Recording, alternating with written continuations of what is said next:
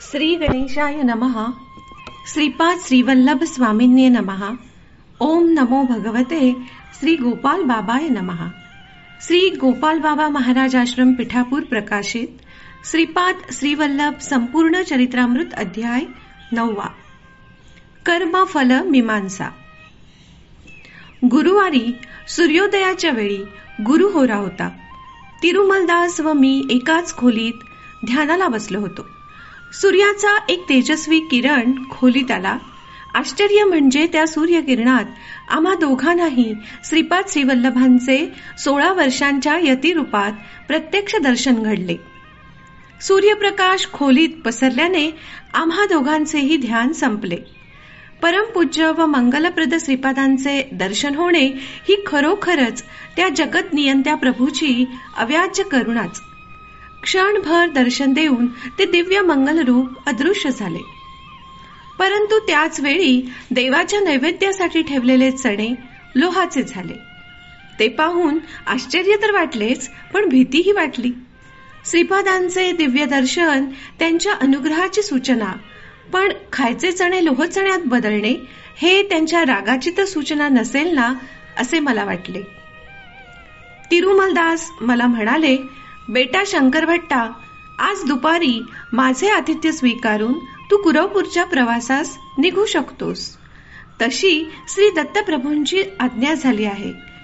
दत्त क्षेत्रात श्री दत्तगुरु गुरुवारच्या दिवशी भर दुपारी भिक्षा मागतात. मोठा शुभप्रद काळ असतो तो.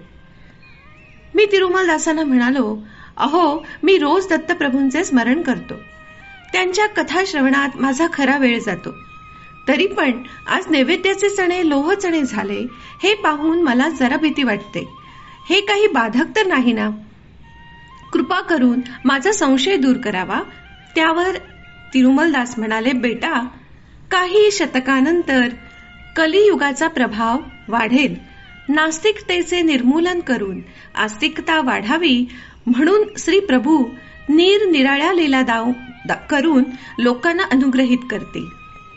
श्री दत्तप्रभूंच्या भविष्यातील धर्मसंस्थापनेचे बीज श्रीपाद श्रीवल्लभांच्या अवतार काळातच दडले आहे. त्यांच्या अनुग्रहातूनच ते दिसणार आहे. खनिज वस्तूत चैतन्य निद्रावस्थेत असते.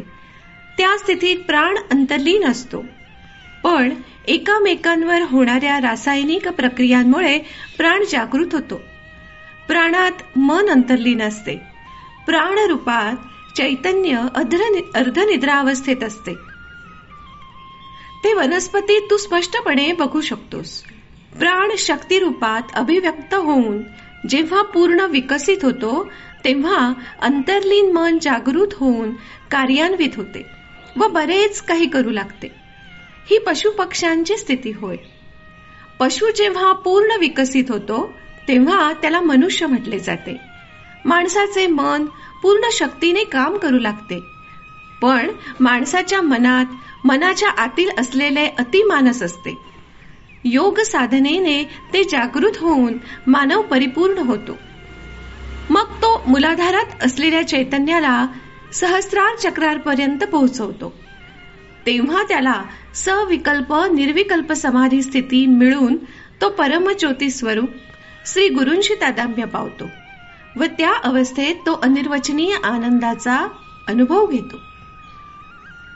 त्यानंतर मात्र तो महासंकल्पानुसार जगत असतो. त्यामुळे त्याला कर्मबंधन असतात. महासंकल्प स्वरूप अचिंत्य कल्पनातीत व महाप्रचंड वेगाचे असते. असे अतिमानस केवळ श्री प्रभूंचेच असते. म्हणून तर ते प्रत्येक क्षणी लोकांच्या कोट्यानुकोटी प्रार्थना ऐकत असतात. धर्मानुसार असलेल्या प्रार्थनांचे उत्तर देतात. सर्व इच्छा पूर्ण करतात. बाधा निवारण करतात. मानवाच्या मनाचा वेग कासवासारखा असतो, पण प्रभूच्या अतिमानसाचा वेग प्रचंड कल्पनेच्या पलीकडचा. प्रकाशाचा वेगही त्याच्या समोर फिका पडतो. मानवाने व इतर प्राण्याने केलेली छोटीशी प्रार्थना देखील त्या तेजापर्यंत पोहोचते. समस्त दृश्य अदृश्य शक्तींचा श्री प्रभू आधार. त्यांच्या तेजोमय शरीरातून निघणारे किरणपुंज हे कोट्यानुकोटी सूर्यप्रकाशासारखे असतात. अनंत कोटी ब्रह्मांडात चमकणाऱ्या कोट्यानुकोटी ग्रह नक्षत्रांचे तेज एकत्र केले तरी ते त्यांच्या तेजासमोर सूर्यासमोर मशाली लावाव्या तसे दिसेल. बेटा, श्रीपाद श्रीवल्लभांचे खरे तत्व हेच आहे. अनंत शक्ती, अनंत ज्ञान, अनंत व्यापकत्व हे त्यांचे रूप. हे निर्गुण निराकार स्वरूप मानवांच्या करुणेने या जगात सगुण साकार होऊन श्रीपादांच्या रूपात अवतरले व भक्तांना दर्शन देत आहेत. अर्थात हे समजण्यास माणूस देखील परिपूर्ण असावा लागतो. श्रीपाद श्रीवल्लभ दिव्य स्वरूप. मानवाला देवत्वाकडे वळवणे अत्यंत आवश्यक आहे. त्यासाठी देव पण आपले अनंत तत्व सोडून थोडा खालच्या पातळीवर उतरतो, त्यालाच अवतरण म्हणतात. सत्य एकदा प्रतिष्ठित झाले की मग सर्व कामे अगदी सिद्ध सहजपणे प्रयत्न न करता होत राहतात. हेच सत्य सृष्टीत प्रतिष्ठित करण्याच्या संकल्पानुसार सत्य ज्ञानानंत अशा भव्य दिव्य स्वरूप श्रीपादांचा अवतार झाला आहे. ते साक्षात श्री दत्तप्रभूच आहेत. तेव्हा मी म्हटले, तिरुमलदास आपल्याशी बोलले की बऱ्याच नवीन नवीन गोष्टी कळतात, परंतु श्री गुरूंचे स्वरूप आकलन होत नाही. त्यांचे हे भव्य दिव्य चरित्र कसे लिहावे, त्यावर काय भाष्य करावे हे उमगत नाही. तुम्ही सत्य प्रतिष्ठा म्हणालात. मी मूर्ती प्रतिष्ठा ऐकली होती, पण सत्य प्रतिष्ठा कधी ऐकली नव्हती. कृपा करून यावर विवरण करावे अशी मी आपल्याला नम्र विनंती करतो. त्यावर तिरुमलदास म्हणाले, बेटा शंकर भट्टा, श्रींचे दिव्य चरित्र लिहिण्यासाठी तुझे नियोजन झाले आहे. तेव्हा तुला श्रीपादांचे जे अनुभव आले तसेच त्यांच्या परमभक्तांनी श्रीपादांचे त्यांना आलेले अनुभव सांगितले तेवढेच तू लिही. त्यावर भाष्य करायची तुला गरज नाही. श्रींचे चरित्र त्यांच्या लेखणीनेच लिहिले जाणार आहे, त्यामुळे तू चिंता करू नकोस. माणूस जेवताना अनेक पदार्थ खातो, ते आपोआप पचवून माणसाला शक्ती देतात. या प्रक्रियेत माणूस काहीच करत नाही. जेवण करणे एवढेच त्याचे कर्तव्य. माणसाने खाल्लेल्या अन्नाचे पचन करून त्याला शक्ती देणे, त्याला निरोगी ठेवणे हे शरीराचे कर्तव्य. माणसाला मन असल्यामुळे हे चूक की बरोबर हे ओळखण्याचे स्वातंत्र्य त्याला असते, पण शरीराला ते स्वातंत्र्य नसते. अन्न आवडो अथवा न आवडो, अन्न पचवून देणे एवढेच त्याचे काम. यालाच प्रयत्न रहित होणारे स्वयंसिद्ध कार्य म्हणतात. शरीराचा तो निर्णय विधी असतो. सर्व कार्ये संकल्पाशिवाय आपोआप होत असतात. सृष्टीतील चर्या प्रतिचर्या सत्याच्या आधारेच होत असतात. जसे सूर्योदय सूर्यास्त, ऋतुचक्र, ग्रह नक्षत्रादींचे भ्रमण ठरल्याप्रमाणेच होणार. ते सृष्टींचे अनुलंघनीय शासन आहे. आपल्या संकल्पाप्रमाणे वागण्याचे स्वातंत्र्य त्यांना नाही. सर्व व्यापकत्व असलेले श्री प्रभू मात्र सृष्टीतील प्राणीमात्रांवर कृपाळू होऊन निर्णित गोष्टी सुलभ करतात. कृतयुगात सर्व गोष्टी संकल्प मात्राने सिद्ध होत असतात. त्रेतायुगात काही गोष्टी यज्ञ यागाने सिद्ध होत असत. द्वापार युगात मंत्र अस्त्रप्रयोगांनी गोष्टी सिद्ध व्हायच्या. कलियुगात तंत्रशास्त्राचे वर्चस्व आहे. या युगात बऱ्याच गोष्टी यंत्रांनी सिद्ध होतात. युगधर्माप्रमाणे असे सुलभीकरण होत गेले. युगधर्माप्रमाणे माणसाच्या शक्ती युक्ती कमी होत असल्यामुळे हे सुलभ करण्याचे विधान ठरवले गेले. श्रीपादांचे निरंतर ध्यान केल्याने त्यांच्या दर्शनाचा लाभ. 3 अहोरात्र एकाग्रतेने श्रीपादांचे स्मरण करीत त्यांचे ध्यान करणाऱ्याला श्रीपाद प्रत्यक्ष दर्शन देऊन धन्य करतात. पतन होण्यासाठी माणसाने 1,00,000 मार्ग अनुसरले असतील तर त्याचा उद्धार करण्यासाठी देव 10,00,000 मार्ग अनुसरतो. श्री दत्तप्रभू आपल्या अंश अवतारांनी म्हणजे सिद्धयोगी, अवधूत, महासिद्धांद्वारे या सृष्टीचे पालन करत असतात. कुठेतरी केव्हा तरी खरोखर श्री दत्त श्रीपाद असतील का हा अल्प संशय बीजरूपाने तुझ्या मनात आला असेल तर त्याचे निवारण करण्यासाठीच श्रीपादांनी नैवेद्याचे चणे लोहाचे केले. अनुसया मातेने लोह चणे खाण्यायोग्य बनवले होते ते तुला सांगितलेच आहे. त्यामुळे मी दत्तच हे सांगण्यासाठीच त्यांनी चण्यांचे लोह चणे केले. यात अजून एक रहस्य आहे. तुझ्या जन्मपत्रिकेत गुरु शत्रुस्थानी आहे.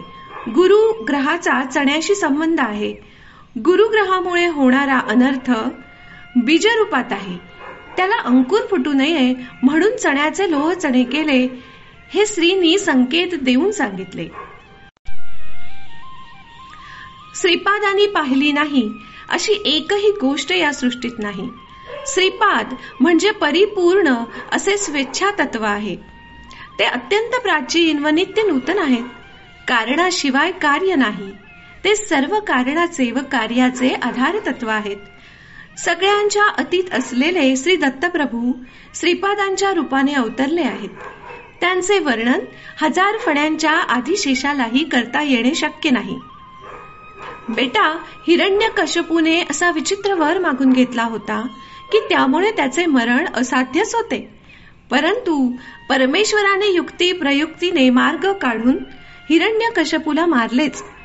प्रल्हादांनी खांबात पण स्वामी आहे असं म्हणताच स्वामी खांबातून प्रकटले व भक्त प्रल्हादाची रक्षा केली.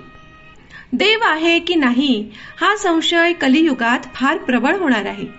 संशय घेणाऱ्या हिरण्यकश्यपूंचा अंत करण्यासाठी व प्रल्हाद रूपी देवभक्तांची रक्षा करण्यासाठी श्री दत्तप्रभू प्रथम श्रीपाद रूपाने अवतरले, नंतर नृसिंह रूपाने अवतरणार आहेत. तिरुमलदास बोलत असतानाच माझ्या मनात काही विचार येत होते. जसे सध्या मी भूर्जपत्रावर श्रीपाद श्रीवल्लभ चरित्रामृत लिहत आहे. भविष्यात लोक ते कशावर लिहितील? श्रीकृष्णाचे निर्वाण कधी झाले असेल? कलियुगाचा प्रारंभ कधी झाला? तिरुमलदास बोलत असल्यामुळे माझ्या मनातले विचार त्यांना न सांगता मानेने त्यांना प्रतिसाद देत मी हसत त्या लोह चण्याकडे पाहत होतो. तितक्यात तिरुमलदासांचा आवाज घोगरा झाला व नंतर त्यांना बोलताच येईना. तितक्यात प्रचंड भयंकर नाद होऊन माझे कान बधीर झाले. एका क्षणात मी बहिरा व तिरुमलदास मुके झाले. मला वाटले माझ्या मनात उठलेल्या प्रश्नांमुळे तर असे झाले नसेल ना. हा बधीरपणा नेहमीसाठी तर राहणार नाही ना. हाय राम, आता यापुढे मी काय करू? प्रसादाचे लोहचणे अक्षरांकित होणे. इतक्यात ते लोहचणे तेलुगू लिपीत अक्षरांकित झाले. ती अक्षरे होती श्रीपाद राजम शरणम प्रपद्ये. त्यावर एक पांढरे पत्र दिसले. ते पाहता पाहता मोठे होत गेले.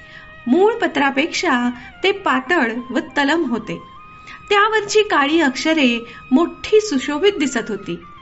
त्यावर तेलुगू भाषेत लिहिले होते, श्रीकृष्ण निर्वाण ख्रिस्तपूर्व 3102 वर्षी 18 फेब्रुवारी रात्री 2:27 झाले. या दिवशी प्रमादिनाम संवत्सर चैत्र शुद्ध प्रतिपदा शुक्रवार अश्विनी नक्षत्र होते. श्रीकृष्ण निर्वाणानंतर कलियुगाचा प्रारंभ झाला. मी घामाने डबडबून गेलो. जणू साऱ्या शरीरातून सर्व पाणी घामाच्या रूपाने बाहेर येत होते. मी थरथर कापत होतो. श्रीपाद अदृश्य रूपाने इथेच आहेत हे स्पष्ट झाले.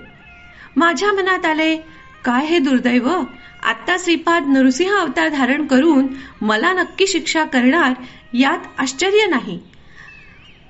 किंवा तिरुमलदासाला मला दगडावर आपटून कपड्यासारखे धुवून काढायला सांगणार.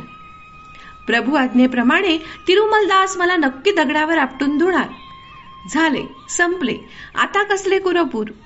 ते स्वप्नातच राहणार.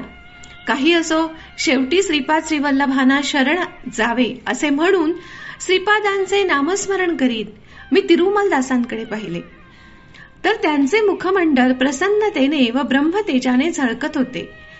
तेव्हा मला वाटले की तिरुमलदासच खरे ब्राह्मण व मी मलिन असा रजक आहे. लोहाचे चणे पूर्वीसारखे नैवेद्याच्या चणात बदलले तेव्हा श्रीपादांनी मला क्षमा केली असे मी समजलो. थोड्या वेळात ते पांढरे पत्र नाहीसे झाले. तिरुमलदास म्हणाले, बेटा शंकर भट्टा, हे कलियुग लोहमय व कल्मशमय आहे.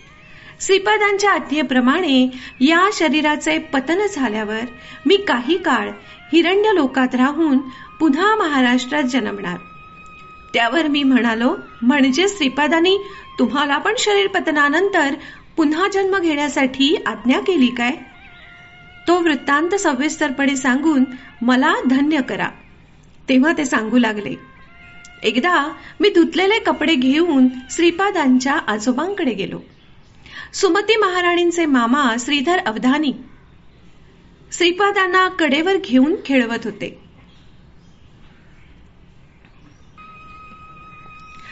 तेव्हा दत्त दिगंबर अवधूता असे गातेही होते. श्रीपाद 2 वर्षांचे होते. ते सुद्धा खूप खेळत होते. ते दृश्य मोठे नयन मनोहर होते. मी पण श्रीपाद श्रीवल्लभ दत्त दिगंबरा असं म्हणालो. श्रीधर अवधानींनी माझ्याकडे पाहिले. त्याच वेळी श्रीपादही नरसिंह सरस्वती दत्त दिगंबर असे म्हणाले. म्हणजेच त्यानंतर मी नृसिंह सरस्वती म्हणून अवतरणार असे त्यांनी आपल्या शैलीत सांगितले. समर्थ सद्गुरू शिर्डी साईबाबा होणे. श्रीपाद श्रीधर अवधानींना म्हणाले, आजोबा, नृसिंह सरस्वती म्हणून मी महाराष्ट्रात अवतरणार. तिरुमल दासांना पण मी महाराष्ट्रात यायला सांगत आहे. हे ऐकून श्रीधर अवधानी अवाकच झाले. मी श्रीपादांना म्हणालो, मी केव्हाही कुठेही कसाही जन्मलो तरी माझ्यावर पूर्ण कृपा करण्याची जबाबदारी तुमचीच. मला मात्र तुमच्या या बाळकृष्ण रूपाची गोडी जास्त वाटते. तेव्हा श्रीपाद म्हणाले, तिरुमलदासा, तू महाराष्ट्रात गाडगे महाराज म्हणून रजक कुलात जन्म घेणार आहेस. दीन दलित दुःखी जीवांच्या सेवेत तू पुनीत होशील. दिशिला नगरीचे यवन वेशधारी साईबाबांचा अनुग्रह तुला प्राप्त होईल. तुला बाळकृष्ण रूप फार आवडते म्हणून तू गोपाला गोपाला देवकी नंदन गोपाला हा मंत्र जपत जगणार आहेस. तू अंतरदृष्टीने सतत माझे दर्शन घेत राहशील. हेच तुला माझे वरदान व अभय असा त्यांनी आशीर्वाद दिला. भान हरपलेले श्रीधर अवधानी थोड्या वेळातच भानावर आले. त्यांना हे सारेच अद्भुत व अगम्य वाटत होते. इतक्यात सुमती महाराणांनी त्यांना बोलावले. त्यावेळी पुन्हा त्यांच्यावर मायेचे आवरण येऊन श्रीपादांना ते सामान्य बालक समजू लागले. मी तिरुमलदासांना म्हटले, मला एक शंका आहे. गीतेत श्रीकृष्णांनी कर्मफळ भोगणे अनिवार्य आहे असे सांगितले आहे ना? मग त्याचे नियम उल्लंघन न होता श्रीपाद कर्मध्वंस कसे करतात? सद्गुरू सत्पुरुष योगींना केलेल्या दान धर्माचे फळ श्रीकृष्णांनी कर्मफळ भोगावे लागते हे सांगितले. ते जागृत अवस्थेतच भोगावे लागते असे सांगितले नव्हते. ते स्वप्न अवस्थेतही भोगले जाऊ शकते. भौतिक शरीराचे भोगायचे 10 वर्षांचे कर्म मानसिक क्षोभाने स्वप्नातील मानसिक बांधांनी काही क्षण भोगल्यानंतर नाहीसे होऊ शकते. सत्पुरुषांना योग्यांना दानधर्म केल्याने, त्यांची सेवा केल्याने, तसेच देवतांचे महोत्सव केल्याने पण पापकर्म क्षय होतो. इतकेच नव्हे तर त्या देवता भक्तांचे पाप घेऊन आपले पुण्य भक्तांना देतात. समर्थ सद्गुरूंचे ध्यान केले असताही अदलाबदल होते. सद्गुरू शिष्यांकडून सेवा करून घेतात. त्या सेवा माध्यमाने त्याचे पापकर्म स्वतः स्वीकारतात व आपले तपफळ शिष्यास संक्रमित करतात. पुण्यमूर्तींना दानधर्म केल्यानेही असेच होते. पापफळ कुणाला ना कुणाला तरी भोगावे तर लागतेच. पण या देवता मूर्ती, अवतारी पुरुष, सद्गुरू हे तेजोमय व अग्निस्वरूप असतात. त्यांनी स्वीकारलेले भक्तांचे पापकर्म ते दग्ध करू शकतात. आपण फक्त पात्र, फल, पुष्प समर्पण करतो, पण ते आपले पापकर्म घेऊन आपल्याला पुण्याच्या राशी देत असतात. आपली आर्तता, भक्ती व शरणागती जितकी तीव्र असेल तितकीच ही पापपुण्याची अदलाबदल तीव्र असते. कधी कधी शरणागताचे पापकर्म श्रीपाद दगड-धोंड्यांसारख्या निर्जीव पदार्थात परिवर्तित करतात.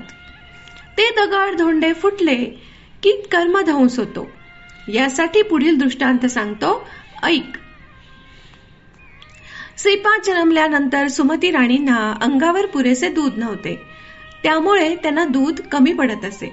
घरात गाय होती, पण ती फक्त कालाग्नी शमन दत्ताच्या नैवेद्यासाठी जे थोडेसे दूध लागे तेवढेच द्यायची, बाकी सर्व आपल्या वासराला पाजायची. अशी तिची विचित्र वृत्ती होती.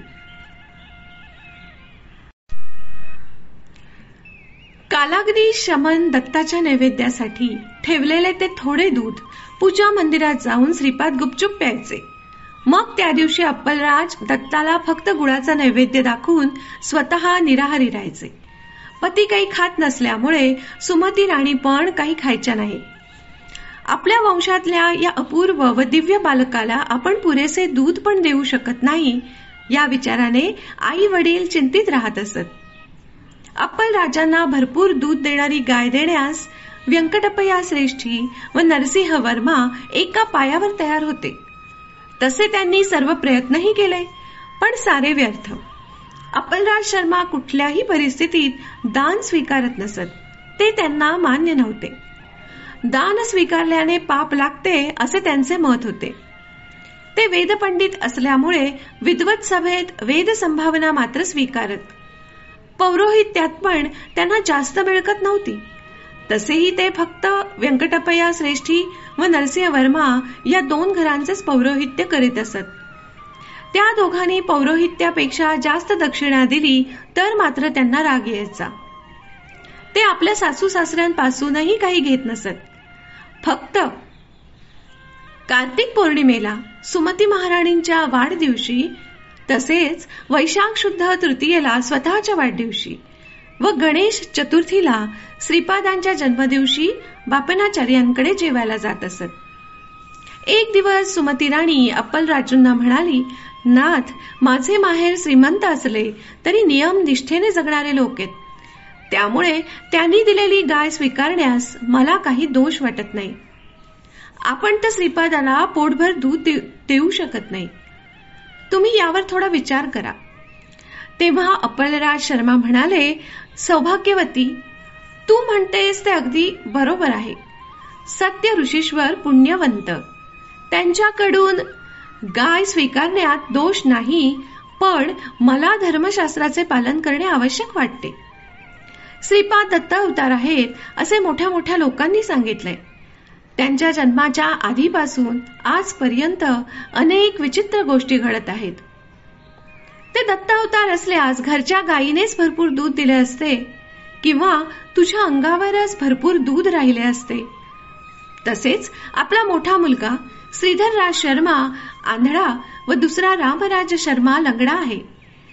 श्रीपादांनी त्यांचे अपंगत्व दूर करण्याविषयी तू तुझ्या वडिलांशी बोल. श्रीपादालाही विचार. माझे नियम उल्लंघन करण्याची ही समस्या देवानी माझ्या समोर टाकणे उचित नाही. सुमती महाराणींनी ही गोष्ट आपल्याच वडिलांना सांगितली.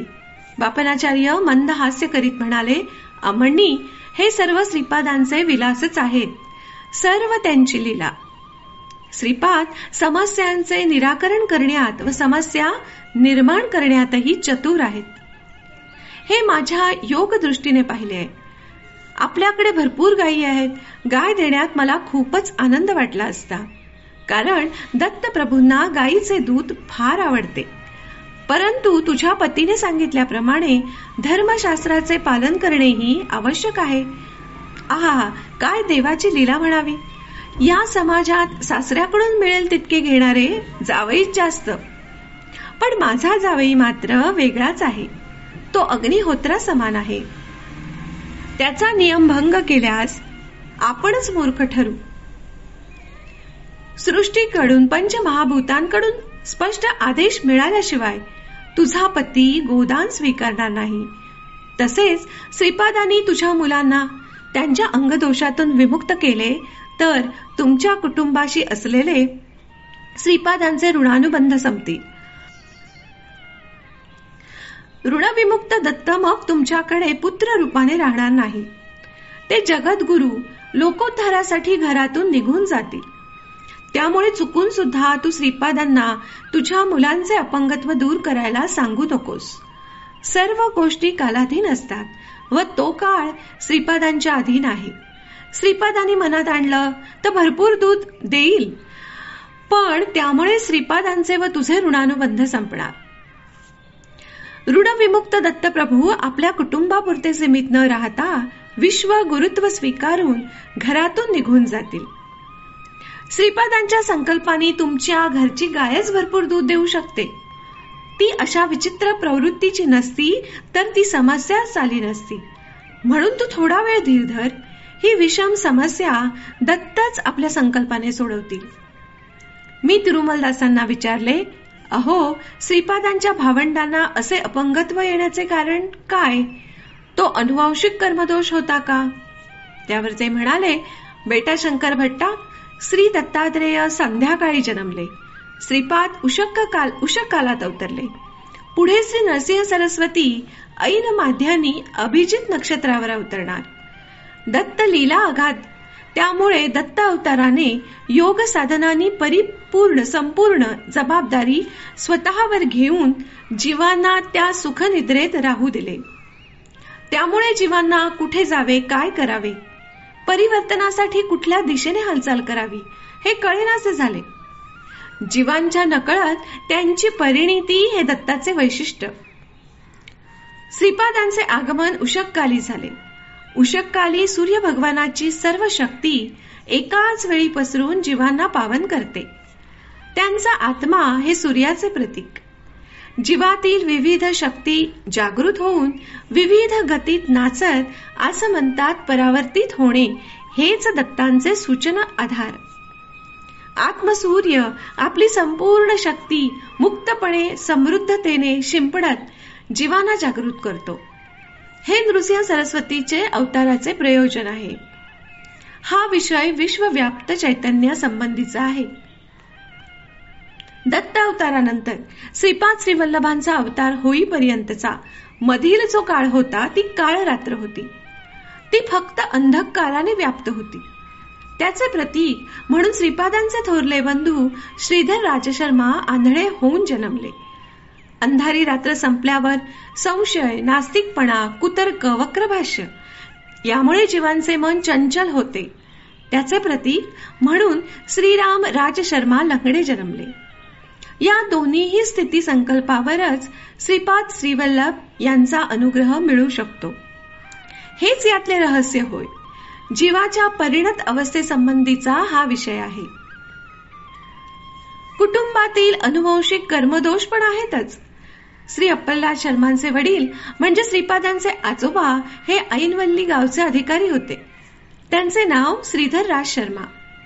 ते वेलनाटी मंडलात वैदिक ब्राह्मण होते. गावात पीक पिको व ना पिको ग्राम अधिकाऱ्याला गावात वसुली करून जमीनदाराकडे पोहोचवावी लागते. ब्राह्मण असूनही जमीनदाराच्या आज्ञेनुसार प्रसंगी गावकऱ्यांना मारझोड करून श्रीधर रामराज शर्मांना ही वसुली करावी लागे. ते त्यांचे कर्तव्य व धर्म असला तरी परमेश्वराच्या दृष्टीने ते पापच होते. परंपरेप्रमाणे ग्राम अधिकार मोठ्या मुलाकडे जातो. त्यामुळे अप्पलदास शर्मांच्या मोठ्या भावाला तो ग्राम अधिकार मिळाला. पण आजोबांनी केलेल्या पापकर्माचे फळ मात्र त्या कुटुंबाला भोगावे लागत आहे. पहिल्या 2 मुलांना अपंगत्व आले. श्रीपाद श्रीवल्लभ साक्षात दत्त अवतार असून देखील त्यांना पुरेसे दूध मिळेनासे झाले. विश्वनियंत्याच्या सृष्टीतील नियम सर्वांना सारखे असतात. अवतार असले तरी कर्मफल भोगावेच लागते हे त्यांनी लोकांना त्यांच्या उदाहरणाने पटवून दिले. हे आपल्याला मार्गदर्शकच ठरणार आहे. ही आपल्यासाठी एक शिकवणच आहे. श्री व्यंकटप्पय्या श्रेष्ठी व नरसिंह वर्मा श्रीपादांना स्वतः नातवासारखेच मानत. त्यामुळे त्यांच्या दुधाची समस्या सोडवण्यासाठी ते खूप प्रयत्न करत होते. शेवटी त्या दोघांना एक उपाय सुचला. त्यांनी आपापसात ठरवले की नरसिंह वर्मांकडे जी गायत्री नावाची गाय होती तिची संतती बरीच होती. त्यापैकी एक शुभलक्षणी गाय वर्मांनी श्रेष्ठींना विकली. तिचे आलेले पैसे वर्मांनी जपून ठेवले. अप्पलराज शर्मा जेव्हा पौरोहित्य करण्याकरता त्यांच्याकडे आले त्यावेळी ते सर्व पैसे त्यांनी अप्पलराज शर्मांना दिले. पौरोहित्याच्या दक्षिणेपेक्षा पैसे जास्त आहेत हे लक्षात येताच अप्पलराज पौरोहित्याचे जेवढे पैसे होत होते तेवढेच पैसे घेऊन जास्तीचे वर्मांना परत करू लागले. तेव्हा नरसिंह वर्मा म्हणाले, मी क्षत्रिय कुलातला आहे, दिलेले दान मी परत घेणार नाही. शेवटी हा वाद बापनाचार्यापर्यंत गेला. ब्राह्मण सभा भरली. सभेत बापनाचार्यांनी जाहीर केले, अप्पलराजूंनी जे दान नाकारले ते दान घेण्याची ज्यांची इच्छा असेल त्यांनी ते दान घ्यावे असे ठरले. त्यासाठी ब्राह्मण पुढे सरसावले.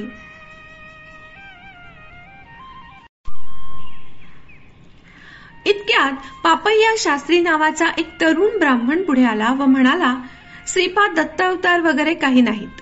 ते दत्त अवतार असते तर अशी परिस्थिती आली नसती. ते आतापर्यंत त्यांच्या दोन्ही भावांचे अपंगत्व दूर कसे करत नाहीत. काही विशेष घटना घडल्यात हे मला कबूल आहे, पण राईचा पहाड करून सांगणे हा अपराधच आहे. मी स्वतः दत्तभक्त आहे. श्वेतार्क गुरूंकडून मी दीक्षा घेतली आहे. दररोज मी खूप जप तप करतो. कुठलेही दान घेण्यात मला दोष वाटत नाही. या दानासाठी मी योग्य आहे. मला दान द्यावे. ब्राह्मण सभेने ते धन पापय्या शास्त्रीला दिले. ते धन घेऊन विजयोन्मादाने पापय्या शास्त्री घरी आले. घरी त्याचे मामा येऊन बसले होते. ते मामाशी बोलले व म्हणाले, आपण आत्ता जेवण करूनच जा. त्यावर मामा म्हणाले, मी वर्षातून एकदाच जेवतो. सध्या भाच्याकडे जेवणे शक्य नाही असे म्हणून ते लगेच निघून गेले. मामा निघून गेल्यावर पापय्या विचार करत बसला होता. त्याची पत्नी तिथे येऊन म्हणाली, आत्ता आले होते ते मामा मागच्या वर्षी वारलेल्या तुमच्या सख्या मामासारखे हुबेहूब दिसतात नाही का. हे ऐकून पापय्या दचकला. त्याला एकच मामा होता, तोही मागच्या वर्षी मरण पावला. मग आत्ता आलेला हा मामा कोण. मामासारखा दिसणारा दुसरा कुणीही माझ्या नात्यात नाही. मग हा मामांचा प्रेतात्मा तर नसेल. त्याची छाती धडधडायला लागली. मी दत्त उपासक असल्यामुळे मला भूत प्रेत पिशाच दिसायला नको. याचा अर्थ दत्त उपासनेतून दत्ताच्या अनुग्रहातून माझे पतन तर होणार नाही ना. येणारा काळ कठीण दिसतो. एकदम त्याला आठवले, मामा जाता जाता म्हणाला होता, थोड्याच काळात मला भेटशील. ते वारंवार आठवून तो व्याकुळ झाला. म्हणजे मी थोड्याच काळात मरणार व परलोकात मामाला भेटणार. त्याची छाती भरून आली. तो ओम द्राम दत्तात्रेयाय नमः असा जप करू लागला. त्या दिवशी मात्र तो एकाग्र होऊ शकत नव्हता. बेचैन होऊन तो श्री कुकुटेश्वराच्या देवळात स्वयंभू दत्ताच्या दर्शनाला गेला. दत्तमूर्तीचे ध्यान करू लागला तर शीर नसलेली दत्तमूर्ती दिसू लागली. तिथेही मन लागेना. पुजाऱ्याने त्याला प्रसाद दिला व हसत काहीतरी म्हणाला. तेव्हा पापय्याला ऐकू आले, प्रसाद खाऊन लवकर मर. पापय्या घरी आला तर पत्नीच्या कपाळावर कुंकू दिसेना. तो तिच्यावर रागाने ओरडला, मी जिवंत असतानाच कुंकू पुसलेस. रुपयाच्या नाण्या एवढे ठसठशीत कुंकू लावले असता नवरा असे का म्हणतो हे तिलाही कळेना. पापय्या भ्रमिष्ट झाला. ही वार्ता लगेच गावात पसरली. पिठिकापुरात अशा वदंता अफवा लगेच पसरत व विचार विमर्शही होई. पापय्यावर मानसोपचार सुरू झाले. मी वेडा नाही, मामा दिसले ते असे म्हणतात, पुजारी पण असेच बोलला, हे अगदी खरं आहे असे तो काकुळतीने लोकांना सांगू लागला. त्यावर लोक म्हणाले, वेडी माणसं असंच बोलत असतात. हे सर्व पाहून पापय्याच्या बायकोला खूप काळजी वाटू लागली. अचानक तिला जाणवले, अज्ञानवश होऊन नवऱ्याने श्रीपादांची निंदा केली असेल. त्याचे दुष्कर्माचे हे फळ असावे. आता मुक्या पाषाण मूर्तीपेक्षा साक्षात दिव्य अंशाने झळकणाऱ्या श्रीपादांना शरण जावे. ती लगेच श्रीपादांच्या घरी आली. श्रीपादांना कडेवर घेऊन त्यांचा मुका घेतला. लगेचच तिने त्या श्रीपादांना आपली मनोव्यथा सांगितली. श्रीपाद म्हणाले, आत्या थोडी खटपट करावी लागेल. पण सर्व काही ठीक होईल. तू मला माझ्या आईसारखीच आहेस, म्हणून तुला हे रहस्य सांगतो. तू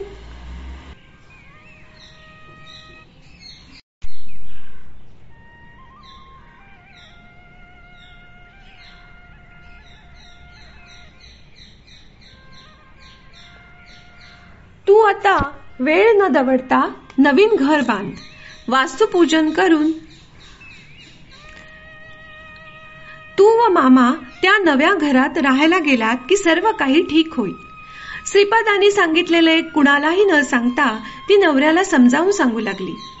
आपण या भाड्याच्या घरात राहतो ना, म्हणून ही सर्व फळे भोगावी लागतात. आपण आपले नवीन घर बांधू. स्वतःच्या घरी गेलो की सर्व काही ठीक होईल. पापय्याला ते पटले. त्याला दानामध्ये कुणीतरी एक मोठा खड्डा असलेली जमीन भूदान म्हणून दिली होती. मोठ्या कष्टाने तो खड्डा त्याने भरून काढला व त्यावर नवीन घर बांधले. त्यासाठी घरातले सर्व सोने नाणे खर्च झाले. थोडे कर्ज पण घ्यावे लागले. कष्ट खूप झाले. मोठे मोठे खडक फोडून घर बांधावे लागले. पण शेवटी स्वतःची वास्तू उभी राहिली. वास्तू पूजन करून स्वतःच्या घरी राहायला जाताच पापय्या स्वस्थ झाला. बेटा शंकरभट्टा, पापय्याला मृत्यू दशा चालू होती. त्याचा अपमृत्यू टाळून श्रीपादांनी त्याचे रक्षण केले. त्याचा मानसिक क्षोभ, अपमान, धनाचा व्यय करवून तसेच त्याच्याकडून घर बांधण्यासाठी खडक वगैरे फोडून त्यांनी त्याचा कर्मनाश केला. कर्मनाश करण्यासाठी सिद्ध अवधूत चित्र विचित्र सिद्ध मार्ग अंमलात आणतात. पापय्या पूर्ण बरा झाल्यावर एक दिवस श्रीपाद त्याला म्हणाले, तू बुद्धिहीन व अभागी आहेस. मनाने रोज दत्ताची आराधना करतोस, पण साक्षात दत्तच श्रीपाद रूपाने तुझ्या समोर असताना तू त्यांना ओळखले नाहीस. देवळातील पाषाण मूर्तीच तुझे रक्षण करेल असे तू समजलास. अरे मीच दत्त तुझ्या पापकर्मांचा क्षय करून तुझे रक्षण केले आहे. भक्तांच्या भावनेप्रमाणे त्याला देवाच्या अनुग्रहाचे फळ मिळत असते. या लीलेमुळे मात्र पापय्याने श्रीपादांना दत्त अवतार म्हणून ओळखले. श्रीपादांची दुधाची समस्या श्रेष्ठींना व श्रीवर्मांना सारखी टोचत होती. शेवटी ते पापनाचार्यांकडे येऊन त्यांना म्हणाले, अहो राजश्री, तुम्ही जनक राजाप्रमाणे ब्रह्मज्ञानी आहात. प्रपंचात असूनही सदा ब्रह्मालीन असता.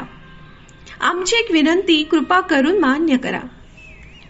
बापनाचार्य म्हणाले, विनंती कळल्याशिवाय मान्य कशी करणार? निसंकोचपणे सांगा.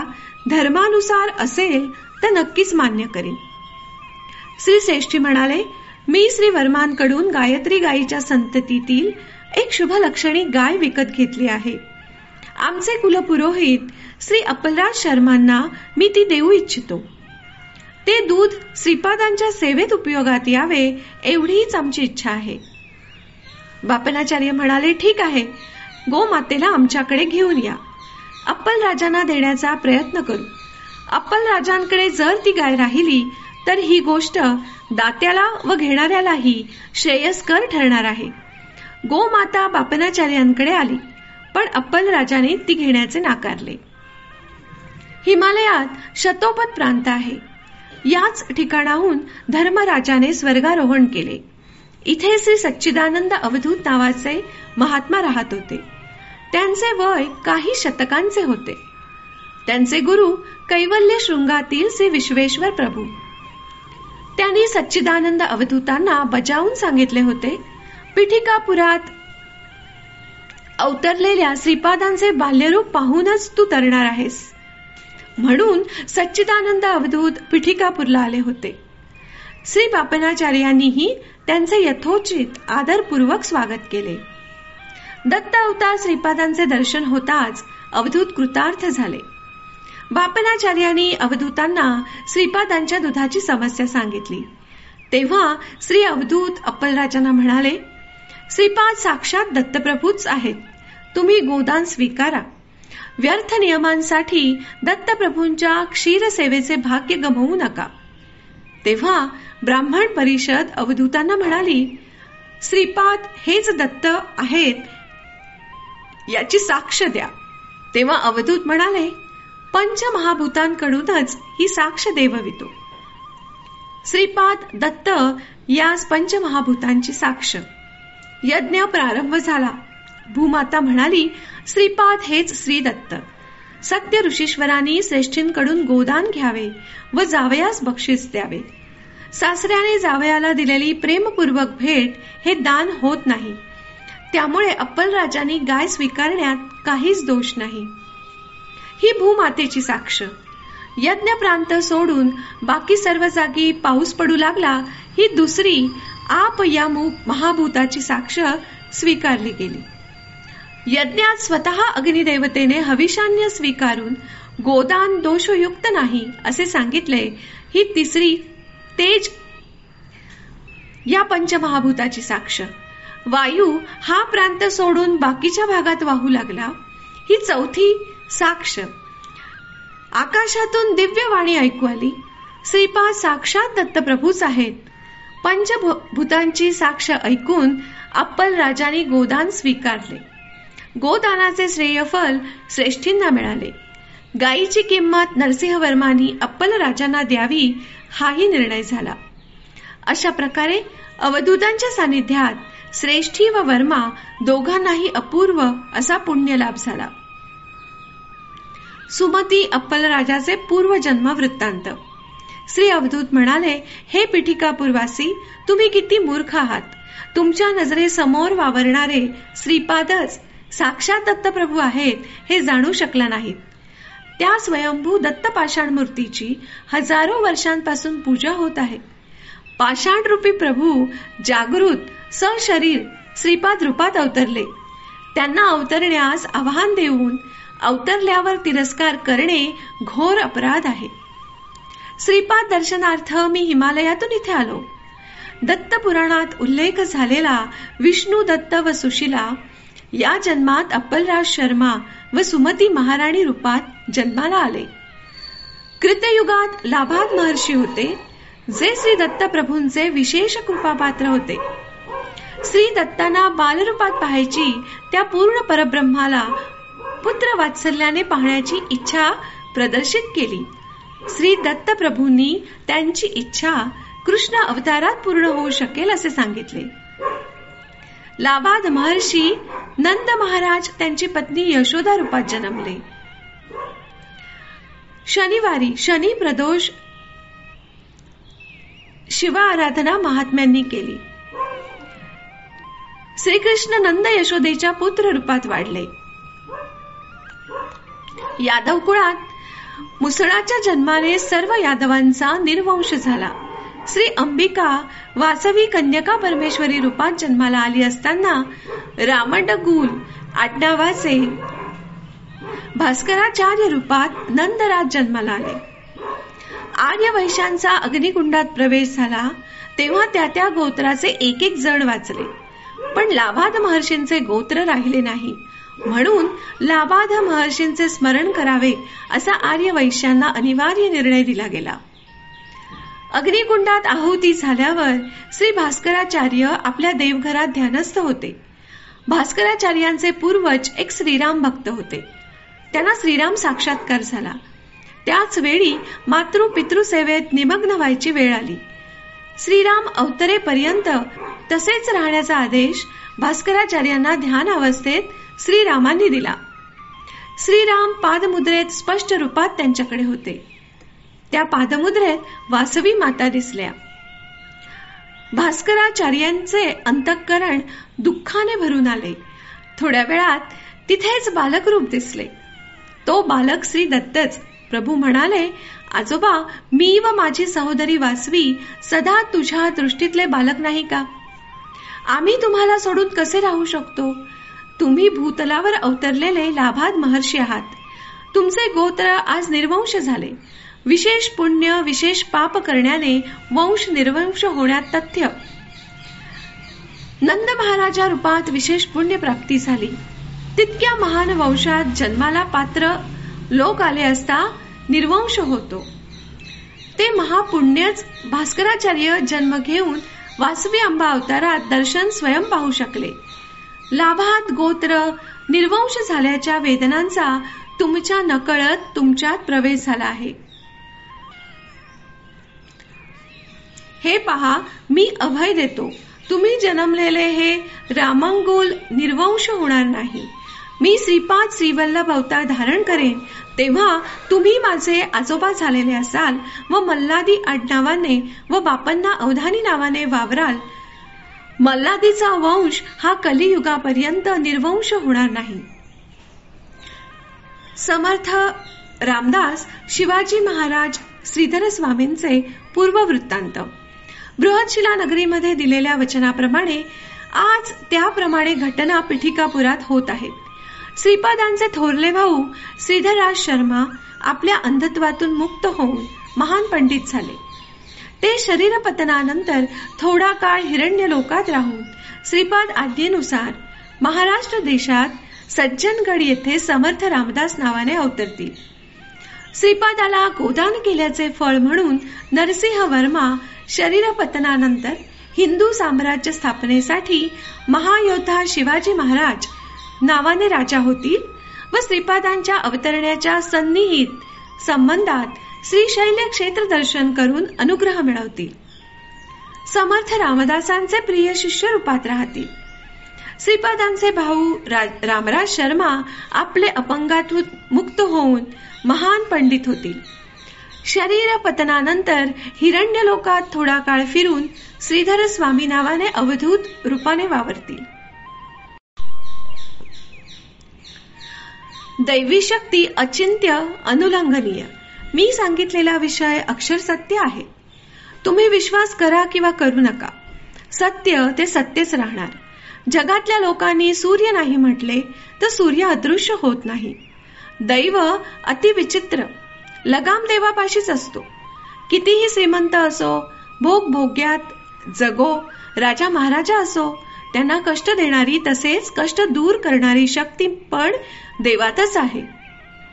तिरुमलदास म्हणाले, बेटा शंकर भट्टा भविष्यात कोकण दवा काकीनाडा म्हणून ओळखले जाणारे वायसपुरम तसेच श्यामलंबापुरम म्हणजे सामलकोटा व श्री पिठिकापुरम मिळून एक मोठे शहर तयार होईल. तेथे देश परदेशातून व विविध प्रांतातून अनेक संप्रदायाचे लोक कुठल्या तरी जन्मात एक दिवस नक्की पिठिकापुरमला येतील व श्री स्वामींचे दर्शन घेतील. श्रीपाद श्रीवल्लभ चरित्रामृत संस्कृत भाषेत लिहिले जाणार. त्या ग्रंथाला श्रीपाद श्रीवल्लभांचे आशीर्वाद प्राप्त होतील. त्या भूर्जपत्राची प्रत श्रीपादांच्या संकल्पाप्रमाणे श्रीपादांच्या जन्मस्थळी अदृश्य रूपात अनेक वर्षे निक्षिप्त राहणार. त्यांच्या जन्मस्थळी पादुका प्रतिष्ठा होऊन देऊळ बांधले जाईल. श्रीपादांना गोदान करणारे पुण्यवान श्रेष्ठी धन्य होय. त्यांच्या कुटुंबात सतत ऐश्वर्य नांदेल. ते काही काळ हिरण्य लोकात राहून पुन्हा महाराष्ट्रात ऐश्वर्यवान वैश्य कुटुंबातच जन्म घेतील. त्यांना त्यावेळी श्री नृसिंह सरस्वतींचे दर्शन घडेल. बेटा, हे गोदान सत्यादी विशेष शुभप्रद आहे. आता कुरवपूरला जाऊ शकतोस. श्रीपाद श्रीवल्लभ सदा तुझे रक्षण करतील. श्रीपाद श्रीवल्लभांचा जय जयकार असो. अध्याय 9 संपूर्ण.